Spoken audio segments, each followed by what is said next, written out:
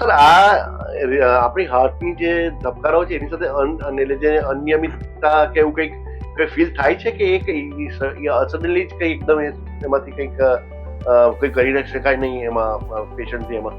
એટલે જે આપણે હમણાં ન્યૂઝપેપરમાં વાંચતા હોઈએ છીએ કે જે આપણને પર્સન ફિટ હોય છે અથવા તો એથ્લેટ હોય છે એનું અચાનક ડેથ થાય છે.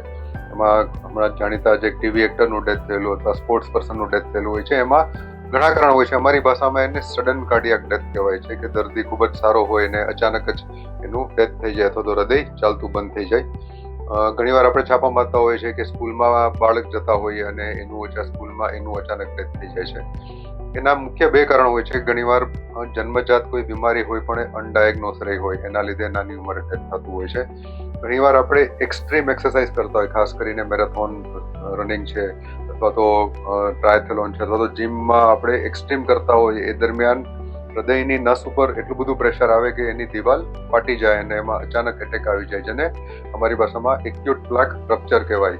તો આ બધી કન્ડિશન આપણામાં વ્યક્તિનું અચાનક મોત થઈ શકે, જે એકદમ સાજી હોય અને એનું ઇવેન્ટ આ રીતે થઈ જાય. એટલે જ કે જીમ છે અથવા સ્પોર્ટ્સ છે ત્યાં કંઈ પણ કરો તો એક્સ્ટ્રીમ ના કરવું જોઈએ. તમને એવું લાગે કે તમારા કમ્ફર્ટ લેવલથી વધારે જઈ રહ્યું છે તો એ ત્યારે આપણે સ્ટોપ કરી દેવું જોઈએ.